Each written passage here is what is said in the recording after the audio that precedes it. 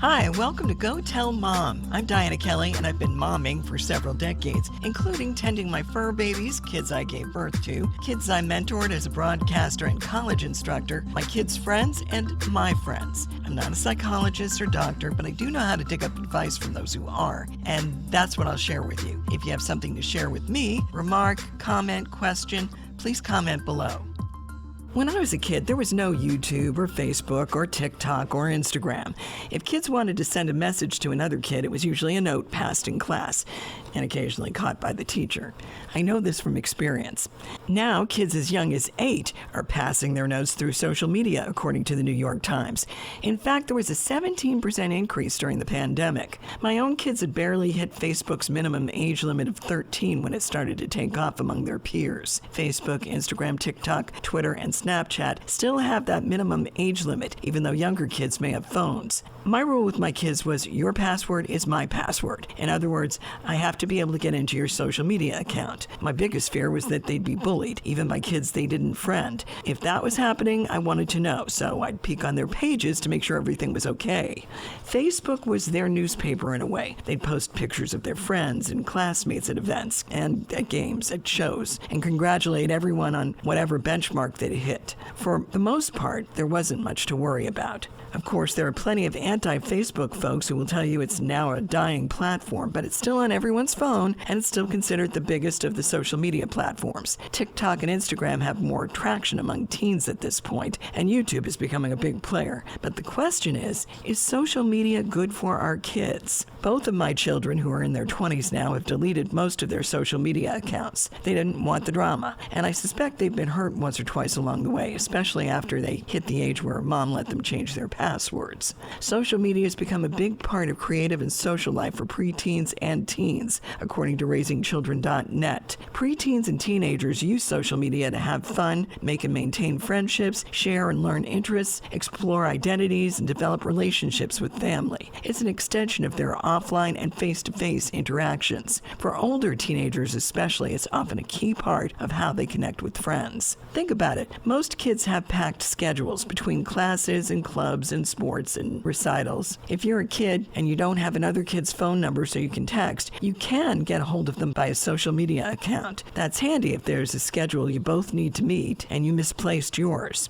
My kids' schedules were always pinned to the refrigerator door. I've since been told that's not cool by those same children. It's also handy if you have questions about homework or an assignment to be on social media. On the flip side, there's the creative element the kids can indulge in, putting together a montage of backstage photos from a school play or video of someone taking the winning shot at a basketball game. Teens will share those photos and videos on their pages. In fact, I used to shoot a lot of video for my daughter's lacrosse games, and other parents appreciated it when I posted it. Psychologists say social media can help kids feel like part of the pack because they can meet others like them and build relationships they might not otherwise have. That's particularly helpful for kids who feel marginalized because they're from racial, ethnic, and gender minorities. Not feeling alone can be an important part of growing up, but it may get them addicted to their screens. The American Psychological Association says when kids hit puberty, they begin to crave social rewards, such as visibility, attention, and positive feedback from peers. And they don't know when to stop feeding that urge. New research shows over 50% of teens report at least one symptom of clinical dependency on social media. Yeah, that doesn't sound dangerous at all. APA members recommended Congress require social media platforms develop tools to disable particularly addictive features for youth. RaisingChildren.net points out that when teens and tweens are online, they can be exposed to too much targeted advertising and marketing. They can also be exposed to inappropriate, embarrassing, or violent content from folks who are not kids. And then there's the issue of cyberbullying. That's defined as intentionally hurtful messages, spreading rumors, sending images or videos to embarrass someone, or using fake profiles to embarrass or intimidate someone. When I was a news director in Iowa, there were 6 kids who were bullied online and took their own lives. RaisingChildren.net suggests creating a family media plan with some written guidelines so that if kids are bullied, they know they have backup. Part of the guidelines should include not sharing personal information like phone numbers or birth dates on their profiles or in quizzes online. Also stress they need to block and report people they don't know who post upsetting content and accept friend requests only from people they do know. Most of all, they should talk to a trusted adult if they see something that upsets them. Some counselors suggest setting screen limits as part of their family tech plan. Depending on the age, perhaps younger kids can watch YouTube only when a parent's in the room with them, for instance. As far as what they post, parents should stress the importance of thinking before posting. Do not upload or share inappropriate messages, images, and video, and ask their friends if it's okay to post before they post pictures of them. That's just common courtesy. One more point to share about social media posting. It's hard to get rid of. If you post something unkind, inappropriate, prejudicial, or slanderous, you might find it bites you in the butt when you grow up. Lara Neves from OverstuffedLife.com points to a group of students who had their acceptance offers to Harvard rescinded because they created a private Facebook chat where they exchanged inappropriate memes with each other. Harvard found out about it. The school where Mark Zuckerberg launched Facebook. Neves adds, "We're handing phones to 13 and 14-year-olds because we want to keep track of them. Yet we are forgetting that we're handing a pretty powerful little device to a teenager with an underdeveloped prefrontal cortex, the part of the brain that forms judgments, weighs decisions, and controls impulses." One of my broadcasting mentors, Mike McVeigh, says he always looks through the social media profiles of people he's considering hiring or recommending to clients. Tennessee Tech posts warning flyers on its bulletin boards telling students potential employers will check them out online. It's not safe to be cavalier about what you post. Plenty of adults have learned that the hard way.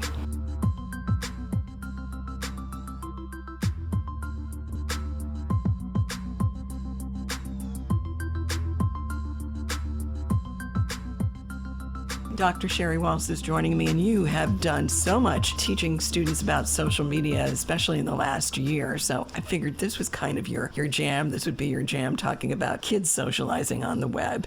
What would you suggest for parents to do proactively when it comes to getting them, because they're going to be involved with social media at some point? So for my family, what we did was, we talked about it first. So certainly my kids are now, out of college now, but when they first wanted to get their own phone and then get onto social media, we talked a lot about, what were they going to be doing on it? What were their friends using it for? Yep. And honestly, at the time, learning about them myself. Like, I didn't know about these platforms, and my kids would come home and say that they wanted to get on whatever platform it was at the time. So you naturally, being the astute teacher that you are, went in and studied all of this, right? Yeah, did some research about what the app was for and how students were using it and what that looked like. And then we adopted the policy to trust our kids, but I guess trust with verification, right? So we have a family password, which we still use for Netflix and some of the other things that we're probably not supposed to be sharing, but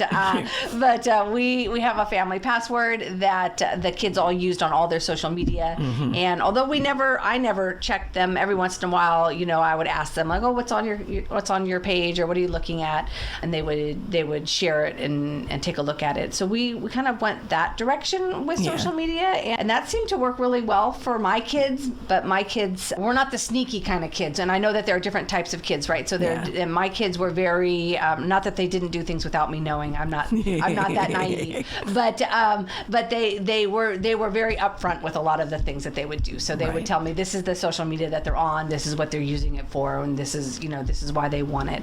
And that seemed to work out really well in the very beginning. And then honestly, after that point, they just did whatever they wanted to do. And our rule was always that they had to use the same password. So it was a family password. They had to have it for their laptop, for their phones, so that at any time, if any of us wanted to get into any account, we could. That was the rule in my house too. It's like, your password is my password. Yeah. It has to be. And at first they looked at me like, I said, honey, I don't want to hear you crying in your room because somebody put something nasty on whatever platform you're on. I want want to be able to check on that. And I want to be able to show you how to block this kind of stuff. And I learned myself how to do that so that I could show them. Because kids are kids, especially teenage girls. Yes. And they might post something that was harmful or hurtful or whatever. And as the mama bear that I am when it comes to my kids, I would check to make sure that none of this was happening. And after a while, my daughter would just say to me, I'm not really into Facebook anymore. I'm on Snapchat. And I worry about things like Snapchat, though, because I think it's easy for kids to throw things out there that are not as well-intentioned as they should be, and it vanishes, although there were cases where people would take a screenshot of something they saw on Snapchat. So that kind of vanished with the use of Snapchat so much, I think. But I would worry about that with my kids being bullied, because there was a little bit of that went on with them when they were younger, before social media. Then we moved to Tennessee, and it didn't seem to be a problem, but I would always worry, because kids are exposed to so much that maybe they shouldn't be on social media, and then they comment, and that turns into back and forth conversations that maybe they shouldn't be having, and it may not always be with kids their own age, too, and that was also a concern of mine. Yes, I remember. I think one of our very first forays into social media was with Club Penguin. I don't know if your kids ever did that. That was like way back in the day, and it was like a video game, but it allowed for chat. So it had a chat feature into the game, and so that was kind of like our beginning conversation with how people aren't always who they say they are, and what that looks like. And we had a couple of incidences, I think, early on that allowed us to have some really good conversations with our children about what was happening. Some of them involved my own children. So when one of my kids was in middle school, her and a small group of friends recorded an unflattering video of a fellow student and posted it and made some comments, and it provided us an opportunity to talk through that about why that's not appropriate and what happens. And my daughter was not exactly in with the friend group, so she didn't exactly participate. She wasn't there when it happened, but it was her friend group that it happened to. And some of those students got, suspended for a day or two. She didn't, because she wasn't there, but it really was eye-opening to her and to her sister about, like, this is serious. Like, there are serious ramifications about what you choose to say and do on social media. And it's lucky for her that she wasn't intimately involved in it, but it really was eye-opening to see her friends have these circumstances and these outcomes show up that, she was like, oh my gosh, like, I have to be leery of what I say and what that is like and all of that. And that was definitely eye-opening for them. And then we also had another friend of theirs that had gotten kind of, I guess, catfished-ish by an older predatory man, and nothing bad happened of it per se, but it was certainly eye-opening where her friend was chatting with someone who's supposed to be someone her age. Of course, they asked to meet them in person. They did, but not, thankfully, alone. And so there was a group of kids that went. It turned out not to be another kid. They all kind of freaked out. They all kind of left. And again, it just opened us up to a conversation about, I'm glad that worked out for us in that situation, but this is what happens. And let's take precautions. Yes, and this is not just what Hollywood is telling you happens. This isn't just in the movies or on a television show. This is real life, and this is what really happens. And so I was thankful for those relatively benign things that happened early on that allowed us to talk about how dangerous the internet was without it coming from me. Like, it wasn't like, your mom is telling you, don't do this. And it's hard when you're a parent, when you know that there's danger out there. And bona fide danger out there, not just in mommy's head. I can do that on my own without any help. And having kids take you seriously.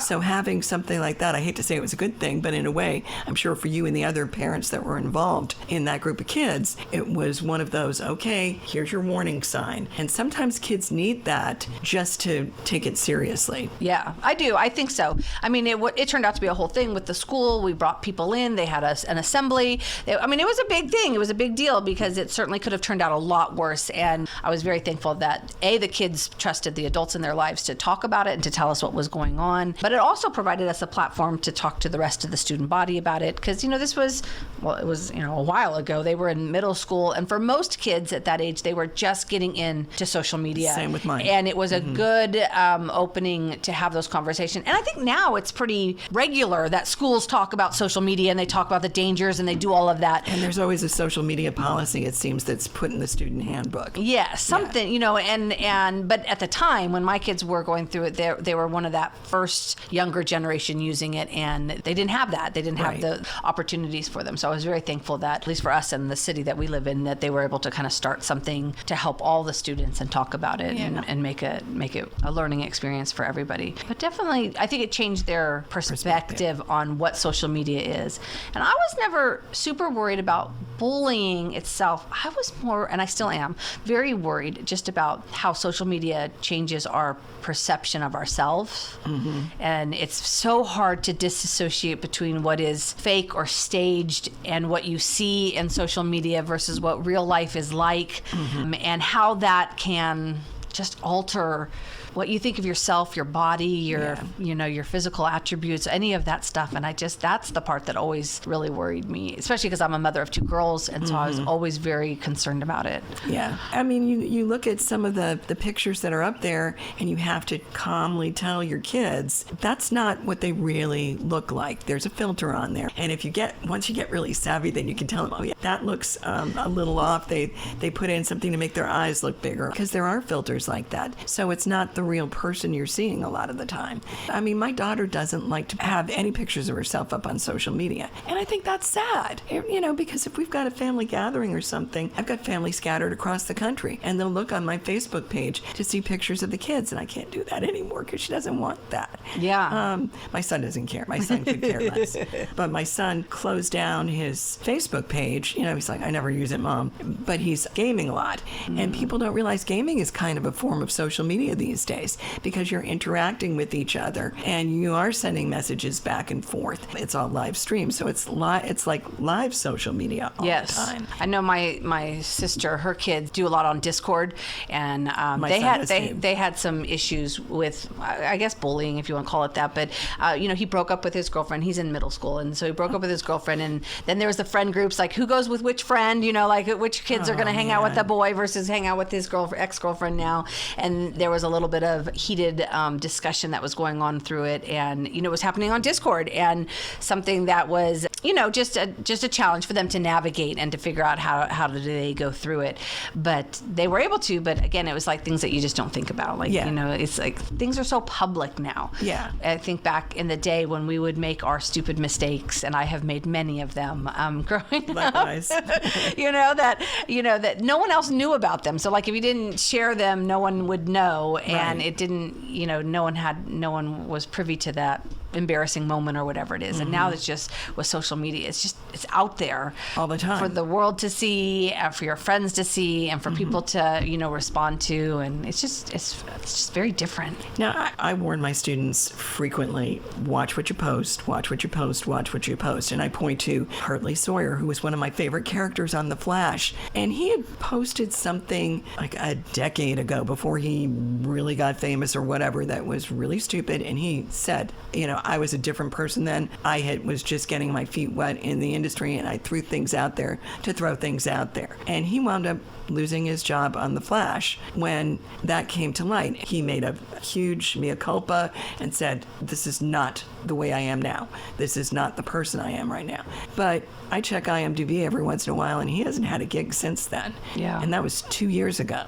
James Gunn, although he's had quite the redemption, but in this case, he was kicked off of Guardians of the Galaxy 3, that project, because he had put something stupid when he was young, and the same thing. And he's like, look, it's not what I believe. It's not what I think now.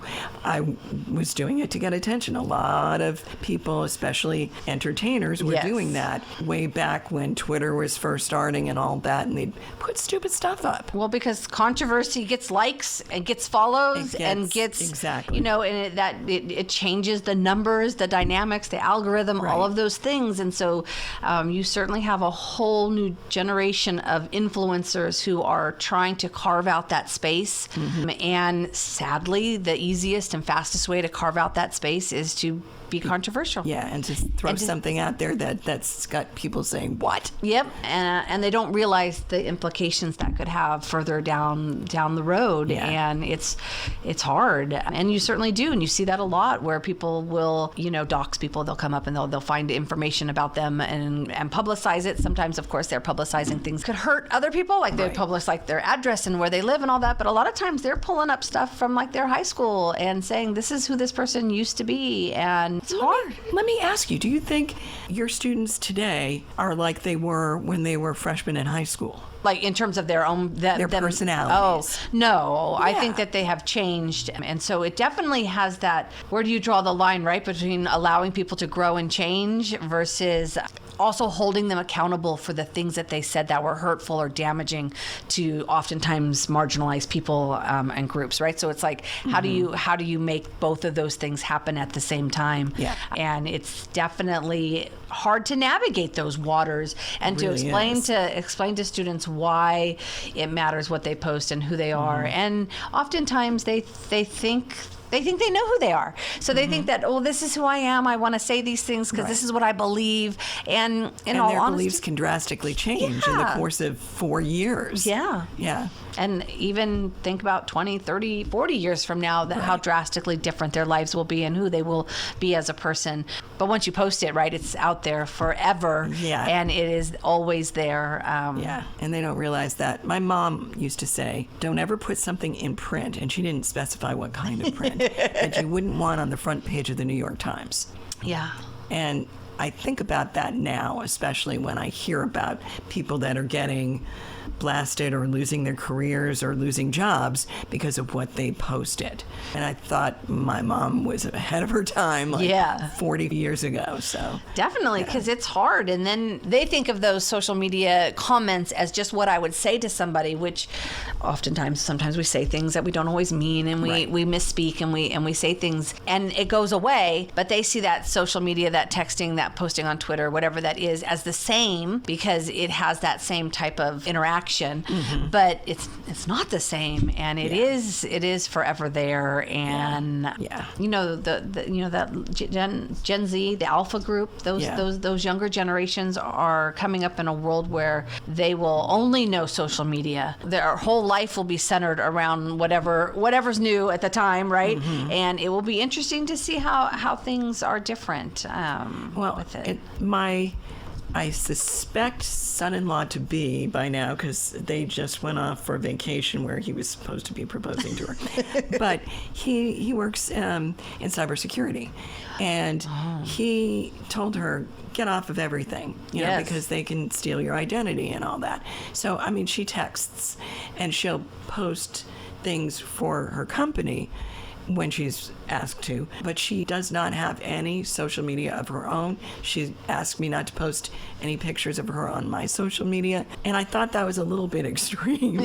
I mean, there's got to be a happy medium in there somewhere, But I don't know. I think like everything, right? It comes in waves. So we didn't have it, then we had it. Everybody was on it. Then they realized it wasn't always for good, and then so then there was kind of that backlash, and people are getting off of it, and who knows what the metaverse is going to do, and all the other things that are coming. But I think that that there will be a new wave of a new set of social media, or just ways to interact. I mean, I can't even imagine my life now without the internet, even though that's not necessarily social media, but just life in general without the internet. Of course, I was born before the internet was there. I went to school before the internet was there, and I lived my life just fine. And so I'm sure it's going to be the same thing for that younger generation. Like there won't be a time where they didn't know it. It might look different, and maybe there'll be better securities around it. That would be good, yeah. But I think it's always going to be there. I think we have to just learn how to navigate it. What do you think are some of the positives for kids with social media? Mostly, I think it allows for connectivity when you don't always have that connectivity. So I think that it allows you to see into worlds that you would never be privy to. So like what's happening in India or something that's going on in France or something like that, where you may never have that opportunity to travel. Maybe you do, maybe you're lucky, but maybe you don't, but you still can see how life is like somewhere that is so different than your own. And it could even just be within the United States, from Tennessee to California to Michigan to, Florida. And I think it allows students to see how similar we are.